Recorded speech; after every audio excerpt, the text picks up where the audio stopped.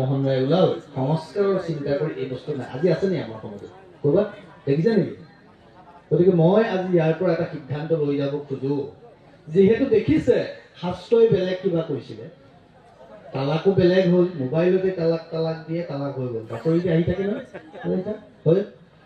এইটো বেমাৰ হ'ল হালালা কি হ'ল একেৰাতিৰ ভিতৰতে হ'ল এইবোৰ বেমাৰ হ'ল গতিকে সেই ৰাজা ৰামমোহন ৰায় তাহানিতে যি চিন্তা কৰি সতীদাহ প্ৰথা নোহোৱা কৰিলে আজিও এই সমাজৰ পৰা হালালা আৰু তালাকৰ দৰে প্ৰথাবোৰ নোহোৱা কৰিবলৈ এই যিটো মোবাইলত দি দিয়া লিখি দিয়া গালি পাৰি দিয়া এদিনতে কৰা এই ধৰণৰ কুপ্ৰথাবোৰ নষ্ট হ'ব লাগে মই ভাবোঁ আপোনালোকে সহমত প্ৰকাশ কৰিব আজিৰ পৰা এই প্ৰক্ৰিয়া আৰম্ভ কৰিব আৰু মই দায়িত্ব মুস্তাফা কালাম আজহাৰী ডাঙৰীয়াক দিব খুজিছোঁ মই আশা কৰিম তেওঁ সেই দায়িত্ব ল'ব তেওঁলোকে আপোনালোকেও সেই দায়িত্ব তেওঁলোকক দিব ৰাইজে জনাব মোক ভালে নাপায় তেওঁলোকে ভালকে কওক চাপৰি বজাই কওক ৰাজা ৰামমোহন ৰায় সতীদাহ প্ৰথা নোহোৱা কৰিবলৈ যি দায়িত্ব লৈছিলে আমাৰ এই সমাজতো আমাৰ এই অসমতো তালি ত্ৰিপুল তালাক আৰু হালালাৰ নিচিনা বস্তুবোৰ নোহোৱা কৰিবলৈ মুস্তাফা কালাম আজহাৰী ডাঙৰীয়াই দায়িত্ব ল'ব আজিৰ পৰা চাপৰি বজাই ধন্যবাদ মই সদায় আছোঁ আপোনালোকৰ লগত সদায় আছিলোঁ সদায় থাকিম আমাৰ বস্তুবোৰ আমি বুজা নাই চব আমি এটা ধেমালি বনাইছোঁ মই জানো আপোনালোকেও জানে ক'ত 3 তালাক হৈছে আৰু ক'ত গৈ পেলাই আপোনাৰ ল'ৰা ছোৱালী একেবাৰে এটিম বাচ্চাৰ দৰে ঘূৰি ফুৰিছে আপোনালোকে সকলোৱে জানে নে নাজানে কওকচোন জানে এতিয়া আমি কি কৰিব লাগিব তেখেতে সুন্দৰ কথা কৈছে আমি নিজে নিজকে শুদ্ধ কৰিব লাগিব আমি সজাগ হ'ব লাগিব মই হেয়াই বিচাৰি আছোঁ ইছলামিক শৈক্ষিক অধিৱেশনৰ এই উদ্দেশ্য এতিয়া বুজিলে উদ্দেশ্য আপোনালোকে এই কাৰণে এই নামাকৰণ আমাৰ মুছলমান যুৱক মুছলমান সমাজৰ মই সকলোকে অনুৰোধ জনাম যদি আপোনালোকৰ চকুত তেনেকুৱা কোনো ব্যক্তি পৰে বা আপোনালোকে যদি শুনে যে 3 তালাক তেওঁ দিছে আপোনালোকে লগে লগে মই অনুৰোধ জনাম আপোনালোকে পুলিচক ইনফৰ্ম কৰিব ইনশাআল্লাহ কোনে কৰিব হাত ৰাখচোন নাই আমি বাকীখিনি হাত ৰাখে মই এইটো বিচাৰিম মই এইটো অলপ সঁহাৰি বিচাৰিম ভালকে বিচাৰিম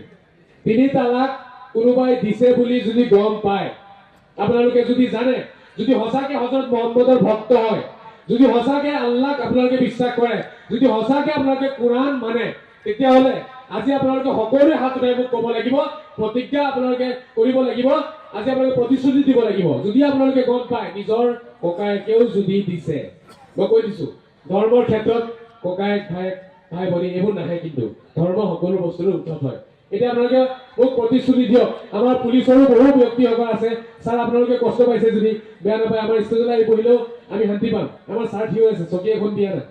ছাৰ মোৰ বহুত ভাল লাগিছে আপোনালোকে এনেকৈ সঁহাৰি জনোৱাৰ বাবে মই আজি আমাৰ এই ওচৰত যিসকল অতি ঠাণ্ডাত কিন্তু তেওঁলোকে থিয় হৈ আছে এইফালে চাব বহুত যুৱক থিয় হৈ আছে প্ৰশাসনৰ কিয় জানেনে যাতে আমি শান্তিপূৰ্বক এই আলোচনা শেষ কৰিব পাৰোঁ আপোনালোকে অলপ ফিল কৰিছেনে তেওঁলোকৰ কষ্টখিনি কৰিছেনে নাই কওক কৰিছে তেওঁলোকে আমাৰ কাৰণে জান দিয়ে প্ৰাণ দিয়ে তেওঁলোকৰ নিজৰ সংসাৰ আছে কিন্তু এই চাওক ৰাতি 12টালৈকে তেওঁলোক ঠাণ্ডাত বহি আছে এবাৰ অসম পুলিচৰ কাৰণে এবাৰ হাত চাপৰি হৈ যাওক চবেই দিয়ক আৰু জোৰকে হাত চাপৰি দিয়ক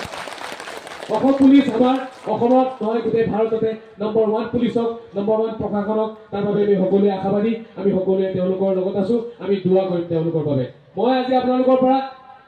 এই প্ৰতিশ্ৰুতি বিচাৰিম সকলোৱে হাত উঠাই কওক 3 তালাকৰ খবৰ যদি আপোনালোকে পায় সেই ব্যক্তিজন আপোনাৰ ভাইটি হওক দাদায়েক হওক চাচা হওক যোনে নহওক আপোনালোকে সেই সময়ত হযরত মুহাম্মদৰ যিটো চৰিত্ৰ আছিল আদৰ্শ আছিলে তেওঁক যদি আপুনি সঁচাকে ভাল পায় তেতিয়াহ'লে পুলিচক ইনফৰ্ম কৰিব এই কথাষাৰ আপোনালোকে প্ৰতিশ্ৰুতি হাত উঠাই দিয়ক চবেই দিয়ক চাওক সকলোৱে দিয়ক জোৰকে কওক এবাৰ আছোঁ বুলি কওক হয় সকলোৱে আছে লগত জয় শ্ৰীৰাম ঠিকে আছে বঢ়িয়া অতি সুন্দৰ বঢ়িয়া লাগিছে আপোনালোকৰ এই প্ৰতিশ্ৰুতি আপোনালোকে ৰাখিব কিন্তু দেই ৰাখিব কিন্তু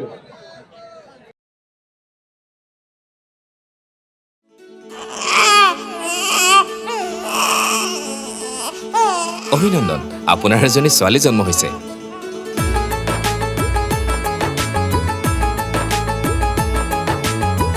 লাহি পাহি এজনী পৰি আহিলে ঘৰখন উজলি